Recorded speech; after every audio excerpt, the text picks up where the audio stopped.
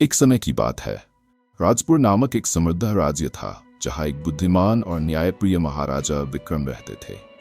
उनका राज्य हरे भरे जंगलों, चमचमाती नदियों और विशाल मैदानी इलाकों से घिरा हुआ था और राज्य के लोग अपने महाराजा से उनके दयालु और निष्पक्ष स्वभाव के लिए बहुत प्यार करते थे।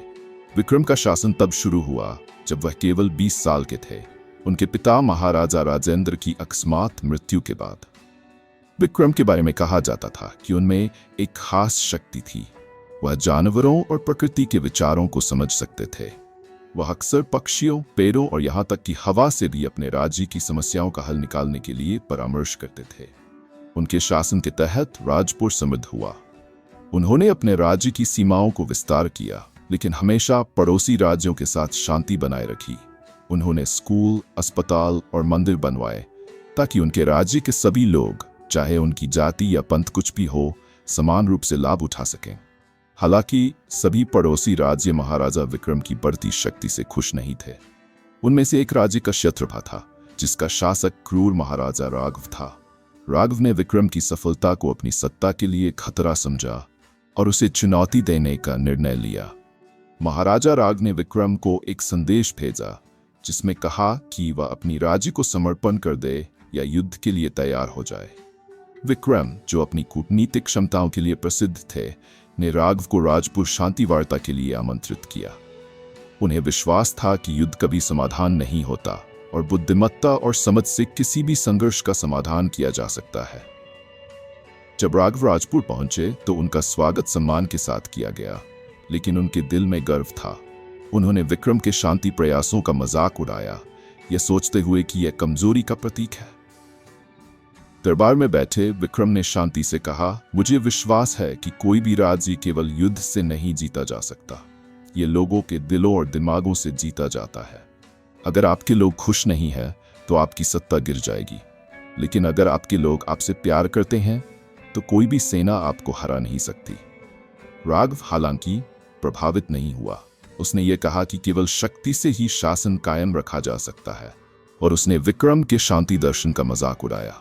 तुम कमजोर हो, तुम्हारा राज्य आज खुशहाल है, लेकिन तुम्हारी नरमी कब तक चलेगी? उसने चिढ़ाते हुए कहा। विक्रम ने शांतिपूर्वक मुस्कुराते हुए उत्तर दिया, शक्ति हमेशा तलवार में नहीं होती। असली शक्ति दया, बुद्धिमत्ता और एकता में होती है। आइए हम ये परीक्षा करें कि किसका राज्य ज्यादा मजबूत है, हथियारों से नहीं बल्कि दिलों से।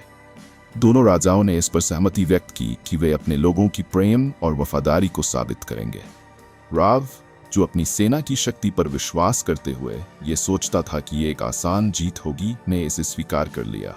विक्रम ने राघव से कहा कि वह राजपुर के विभिन्न गांवों में जाएं, जहां लोग खुलेआम अपनी समस्याओं को साझा करेंगे। विक्रम व्यक्तिगत रूप से उनके समस्याओं को हल करेंगे, चाहे वह न्यायपूर्ण कानूनों के जरिए हो, जरूरतमंदों की मदद से हो या पीड़ितों को न्याय देने से हो। इसी बीच राघव का क्षत्रपा के गांवों में गया, जहां उसे वफादारी की उम्मीद थी, लेकिन लोग उससे डर रहे थे। वे उसकी क्रूरता और दमनकारी शासन से भयभीत थे। कई लोग चुपचाप अपनी शिकायतों को छिपा रहे थे और कुछ ने उसके पीछे अपनी नाराजगी व्यक्त की। जब राघव महल लौटे तो विक्रम पहले ही अपने लोगों की समस्याओं को हल कर चुके थे। उसका राज्य एकजुट और शांतिपूर्ण था और लोगों के दिलों में उनके लिए केवल सम्मान और प्यार था। दूसरी ओर राघव का राज्य डर और नाराजगी से विभाजित था। महाराजा राघव, ये समझते हुए कि असली शक्ति लोगों की प्रेम और वफादारी में होती है, ने अपनी चुनौती वापस ले ली। उसने विक्रम की बुद्धिमत्ता का सम्मान किया और राजपुर छोड़ दिया, कभी वापस न लौटने के लिए।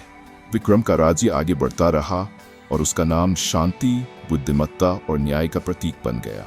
समय के साथ महाराजा विक्रम की बुद्धिमत्ता और दयालुता को पीढ़ियों तक याद किया गया।